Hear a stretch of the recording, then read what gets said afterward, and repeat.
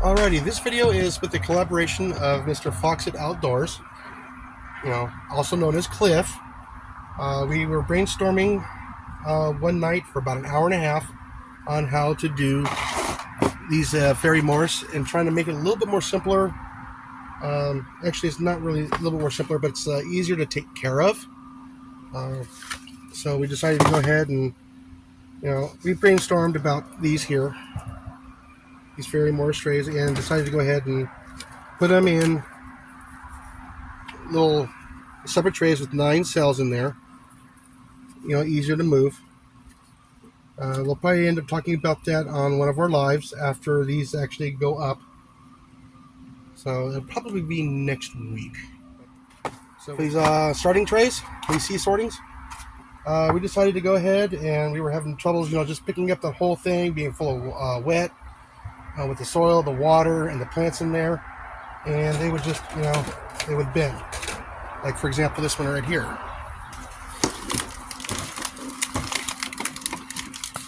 Just trying to carry this around, it's got some weight to it. So we decided to go ahead and try maybe lighten up the load a little bit. Do everything of pods of 9, as you can see here. So we're just going to do everything in pods of 9. I got 2 trays already pre-cut, and decided to come up with cutting a little, sacrificing one, as you see right there, for a fill. So you can see where your water level is. As you see, I didn't cut it all the way out. I just cut the tip off right there. So now we have it here in front of the tray. We can actually see how much water we actually have in it. So I'm sacrificing one cell, putting here, and then we can see the water level inside of here. Alrighty, so I'm going to start that one here. We have this one here. It's empty. I'm going to start out basically sifting some of the soil if I have to, separating the large chunks out of it, because I didn't spend the $17 for a 2 cubic bag. Only spent the this $7 and some change. Figured a little bit of time sorting it out won't be so bad. And I am using the Flower and Veggie Garden Soil Plus Fertilizer. Okay, so I'm gonna sift through that, get all the big chunks out of there, so you guys can see me there. Make sure I'm still in frame. Okay, I'm gonna lower this down now. Alrighty, so get that out of the way, and I still have some old seeds I'm gonna try. I got some old Brussels sprouts to see if those will germinate. Some old strawberries, some older eggplants, and a new pack of marigolds, because none of the old marigolds really germinated. So we're going to try that, and I might do another video later on of reseeding those cells. So let's get this bag open. Of course, you got to have a trusty Hoi Hoi knife. These things are awesome. Just like that, the bag is open. Oh, this stuff's already pretty fine. Oh wow, look at this. Look how fine this stuff is. As you can see, it is nice and fine. Lots of peat, organic material, decomposed compost, all ready to go. Got a little bit of twigs in there, but that's okay. It'll all break down anyways. So go ahead and get this first tray here done. Put it all in there. Kind of get it mashed in there a little bit. Now, you don't want to pack it too hard. You just need to get it nice and finger. You don't want to overpack it, because if you overpack it, the seeds won't germinate very well. But if it's too loose, it won't. They'll still germinate, but it'll have troubles. After a while, you get it figured out how much you need to put in there. So with that cell done,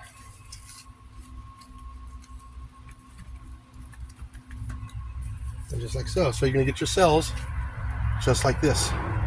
nice and full all the way to the bottom. And then put that in there.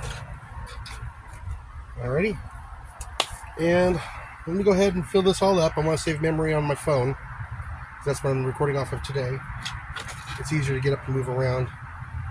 Alrighty, and then I will be back here in a bit and we'll start some seeding. Now this stuff I did have to sift. As you can see, it does have some large pieces in there. So those started poking me. I was trying to do the first set here and I said, well, nope, I gotta sift it. So we did that. And I got about 2 trays of this soil right here. So I did just enough so I can do the video. And what we're gonna do is we're gonna go ahead and take our first tray here, put it in there, sift it around, give it a little bit of a depression here, and then kind of clean it off. Get a little bit of a depression. Make sure all those soil gets in there, gets pressed in there, and then put that back in. I mean, it is a lot easier to do with these 9 cells instead of the half a sheet. So put that in there, give it a little bit of a shake. I should lower that. So you give it a little bit of a shake, brush off the excess. Actually, brush off the excess. Push in with your thumbs, get a little bit of an indentation. Put it right there. Grab another set. Give it a shake. Clean off. Just slightly depress it with your thumb, not hard. And with that, I hope you guys saw that. Do one more. So do a little bit of a close-up. So what we're going to do is we're going to go ahead and put the soil in there again, give it a shake, and then as you can see, it's a little bit piled up off there. Take your hoi hoi knife, scrape off the excess. Then you take your thumb and just give it a little bit of a press. It doesn't have to be pressed hard.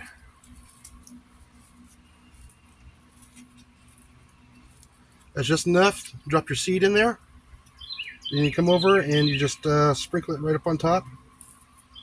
And you should be good to go. Alrighty, and today we're going to be planting marigolds. I got a new packet of seeds of marigolds. I got these old packets here. Hopefully these will germinate. So I got some eggplant, some strawberries, and some Brussels sprouts. I'll probably run the house, grab a few more other seeds, the other ones I have laying around, and I'll pop them in here, and then we will go ahead and cover it all up. I'll probably use my little sifter here. This is what I've been using to sift. I use a 1/4 inch galvanized steel mesh screen. I'm not done finishing it. This is what I can grab real quick to help separate all the fine stuff with all the nice little loose organics. And I have another tub over here that's 1/4 full. Sorry for all the traffic noise, everybody. So yeah, let me get some of these planted here. I might do 2 cells here with each one with all the seeds here, because I'm just going to plant all of these. And when I get back, or when I get done with all that, then I'll come back, then we'll go ahead and get the sifter, then we'll go ahead and cover everything up nice and neat. Alright? And with the magic of editing. And just like that, the magic of editing. Ta-da! Done. Alrighty, so we're gonna go. I decided I'm gonna go ahead and I'm gonna save a tray. I have a whole bunch of asparagus I need to get started, so I'm gonna save 1 tray for asparagus. So those take about 3 to 4 years to really get going. So I'll have most of the summer to get them going in here. When they get about yay tall here, I'll go ahead. I'll transplant them into a little bit larger pots. And then next summer, I will probably put them out in a raised bed. So we're gonna go ahead and do this one today. We're gonna start out with some Brussels sprouts because I happen to like Brussels sprouts. And again, these are old seeds. I don't know how old they are. I do know they're about 5 years old, minimum. That's when we got the house. House was empty for about 4 years. So if I get any to sprout, I'll be happy. But it's worth a try. So, oh, there's a lot of them in here. I'll probably put a couple of them in each one just to see how well it does. As you can see, I got them all pre-indentated here. And these here.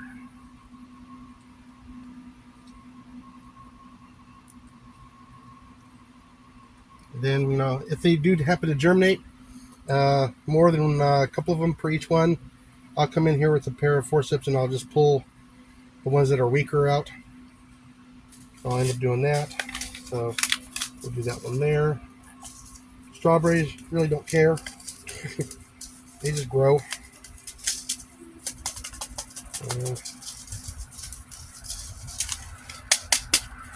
Like I said, I don't know exactly how old these are per se, but I'm saying a minimum of at least 8, minimum, maybe 9.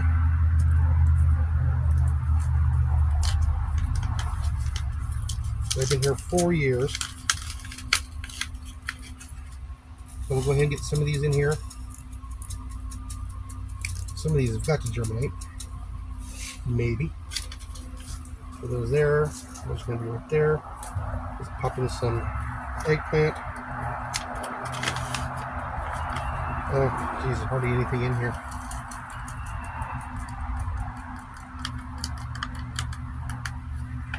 Let's see. Some of these over here. But just enough for one each. I got one of them that has 2, so we'll see how that does. Alrighty, I know these marigolds will go because these ones I bought like 2 weeks ago. I happen to like marigolds. Not one of my favorite flowers, but I like the colors on them.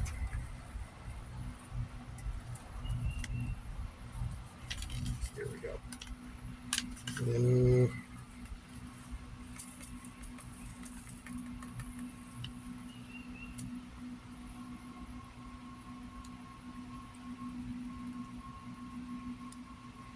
as you can see, taking my time, trying to get at least 1, maybe 2 in each one.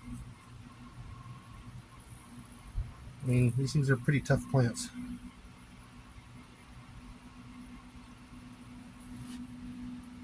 As you see, I'm not going to put one here and this one here. That's going to be my watering hole.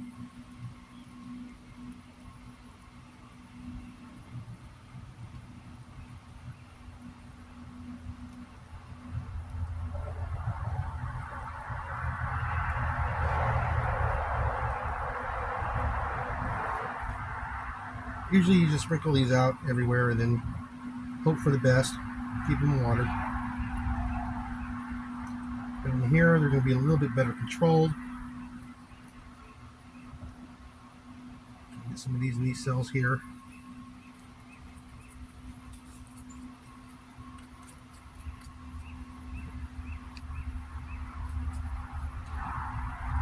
If anybody's wondering, see if we can get that on camera there. That is the seed for a marigold.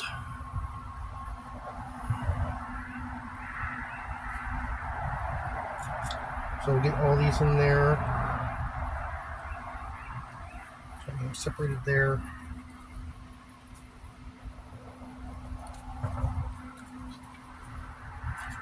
Okay. And then we're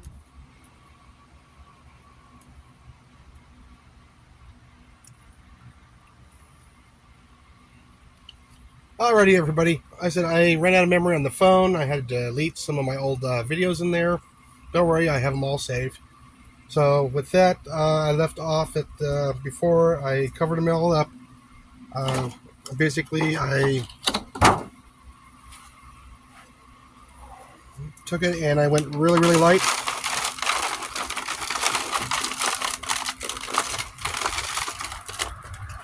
Just a little bit of a dusting is basically what I did. So put that back in here, my containment unit. And it actually took 4 of these 16-ounce cups to fill this with water. And once it's full of water, it'll actually wick up, keep everything nice and moist. And then you also have this cover here to actually help keep all the moisture in for a couple days. I will probably have to add more water tomorrow, and it's already heavy. So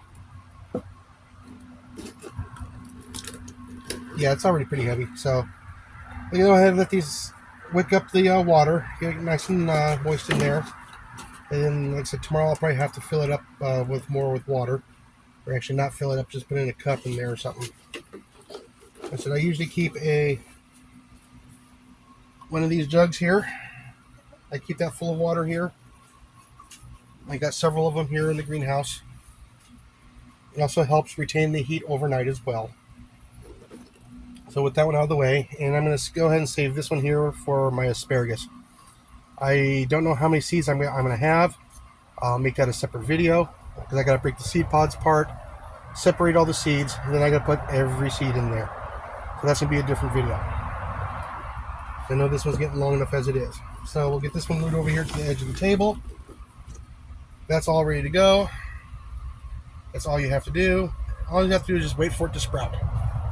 Once they all start sprouting, they start hitting the top of the cover here, you're good to go. And the nice thing about with the doing the separate seeds in each one of these little we'll call it a nacelle, I guess. I don't know.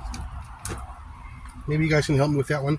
You can easily pop that out, put it in a different tray, and put in a fresh one of these and reseed. So you can actually keep stuff rotating a little bit easier. Instead of having one row all one seeds, another row all one seeds, another row all of one seeds, or all one seed of a species of plant. It'll just be easier just to pull out these little cells here, put another one in, repeat the process. That was one of the thoughts that we had that one night we were brainstorming. So with that, with Mr. Foxit Outdoors, Mr. Cliff, thank you for helping me with all that. And we probably helped each other back and forth. We talked about this for like an hour and a half going over this. So with that, I'll catch you guys on the next video. Have fun, get outside. If you're gonna, if you have room, get a greenhouse. Even if a small one like Cliff's greenhouse, great for getting stuff stored. Overwintering stuff, a little bit different. I got the room to overwinter, and the wife and I, we have been thinking about going ahead and purchasing another one of these greenhouses this year. As long as they have them for sale at these prices, we'll probably get one every year. And when this one is all tore up, the top here, I'll probably just go to Lowe's, Home Depot, or big box store, get one of those corrugated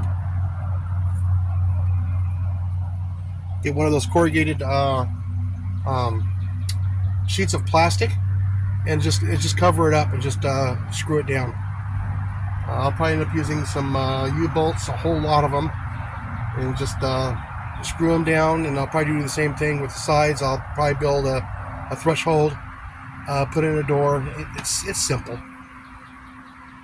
You know, for $170 pretty much. I mean, so far it's been a really good greenhouse. And I should do an update on the greenhouse coming up here soon. And with that, everybody, I'll catch you everybody on the next video. And have fun, get outside, enjoy the outdoors.